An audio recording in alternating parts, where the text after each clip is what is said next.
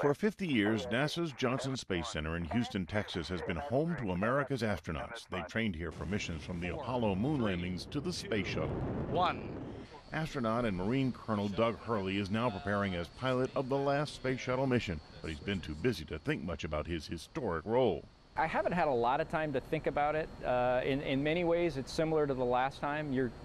Any chance to fly in space is a great chance. But when you do stop and think, it makes you, consider all the folks that have gone before. We have main engine start. 4. The last mission aboard Space Shuttle Atlantis, now scheduled for late June, will be Doug Hurley's second space flight, and he took me aboard the mock-up of the flight deck the astronauts used to practice for missions and showed what it is like to fly the shuttle. How much fun do you have when you're in control of this machine? Oh, you have to pinch yourself sometimes because it's like, I can't believe I'm flying the space shuttle. I'm the guy flying the space shuttle.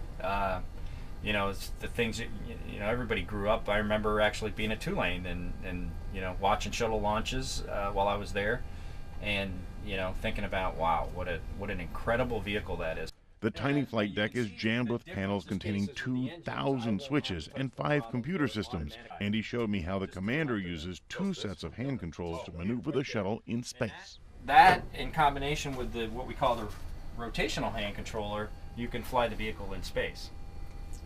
How easy is it to maneuver in space? Well, it's big, and obviously in space things move fairly slowly, but it handles fairly well. The flight deck windows are small, but Hurley says they provide some pretty spectacular views, especially during takeoff. Booster ignition and liftoff. When you launch, you roll over on your back, and if I looked out this window, that's the east coast of the United States.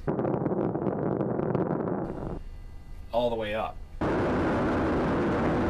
Not that I got a chance to look, but I'll never forget on my first flight, my commander, Mark, said, "Look out the window, look out the window." Hurley helps fly the shuttle and operates the robotic arm, but he also does manual labor, unloading the supplies brought to the space station. And one of his duties is to be a plumber. Something as glamorous as cleaning the toilet is typically left for the pilot. It's just one of those things that's been a shuttle tradition, and it hasn't changed. It's one of those little secrets that nobody knows about. You get to clean the toilets. I get to clean it, yeah, and maintain it. Doug Hurley grew up in New York State, fascinated by aircraft and space. But when he won a scholarship in the Naval ROTC, his father advised him to get an engineering degree, and he picked a school a long way from home, Tulane University. It was hard at first. I'll be honest with you.